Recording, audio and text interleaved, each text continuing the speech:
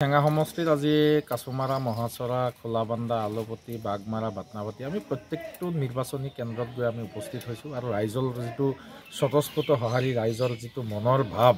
এই ভাৱ আৰু আমি দেখা পালোঁ যে ৰাইজে স্বতঃস্ফূৰ্তভাৱে ওলাই আহিছে প্ৰায় প্ৰত্যেকটো চেণ্টাৰত 90% কোনোবা চেণ্টাৰত 95% ভোট পুলিং হৈছে আৰু এই পুলিঙে ইতিমধ্যে মানুহৰ যিটো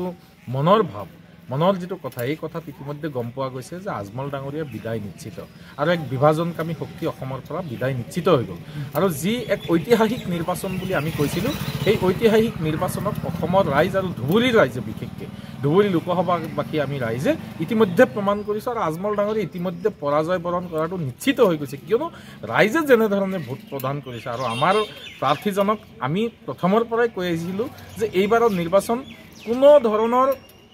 এই কংগ্ৰেছ আৰু ইউডিএফৰ নিৰ্বাচন নহয় এইবাৰৰ নিৰ্বাচন সাম্প্ৰদায়িকতাৰ বিৰুদ্ধে নিৰ্বাচন এইবাৰৰ নিৰ্বাচন আমি কৈছিলোঁ আমাৰ ভৱিষ্যত প্ৰজন্মৰ সুৰক্ষা আৰু শান্তি সম্প্ৰীতি আৰু ভাতৃত্ববোধৰ নিৰ্বাচন আৰু এই কথাটো ৰাইজে বুজি পাইছে আৰু বুজি পোৱাৰ কাৰণে আমাৰ যিজন যোগ্য প্ৰাৰ্থী অসমৰ 5বাৰৰ বিধায়ক আমাৰ সন্মানীয় আমাৰ জ্যেষ্ঠ নেতা ৰকিবুল হুছেইন ছাৰ ডাঙৰীয়া ইতিমধ্যে আপোনাৰ বিশাল ব্যৱধানত জয়ী হ'বলৈ গৈ আছে আৰু এই কথা নিশ্চিত হৈ গৈছে আজিৰ দিনত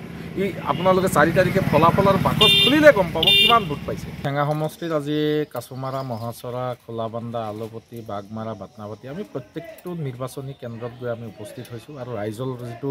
স্বতঃস্ফূৰ্ত সঁহাৰি ৰাইজৰ যিটো মনৰ ভাৱ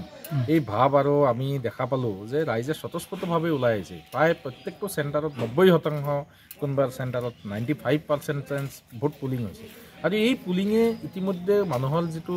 মনৰ ভাৱ মনৰ যিটো কথা এই কথাত ইতিমধ্যে গম পোৱা গৈছে যে আজমল ডাঙৰীয়া বিদায় নিশ্চিত আৰু এক বিভাজনকামী শক্তি অসমৰ পৰা বিদায় নিশ্চিত হৈ গ'ল আৰু যি এক ঐতিহাসিক নিৰ্বাচন বুলি আমি কৈছিলোঁ সেই ঐতিহাসিক নিৰ্বাচনত অসমৰ ৰাইজ আৰু ধুবুৰীৰ ৰাইজে বিশেষকৈ ধুবুৰী লোকসভাবাসী আমি ৰাইজে ইতিমধ্যে প্ৰমাণ কৰিছোঁ আৰু আজমল ডাঙৰীয়া ইতিমধ্যে পৰাজয় বৰণ কৰাটো নিশ্চিত হৈ গৈছে কিয়নো ৰাইজে যেনেধৰণে ভোট প্ৰদান কৰিছে আৰু আমাৰ প্ৰাৰ্থীজনক আমি প্ৰথমৰ পৰাই কৈ আহিছিলোঁ যে এইবাৰৰ নিৰ্বাচন কোনো ধৰণৰ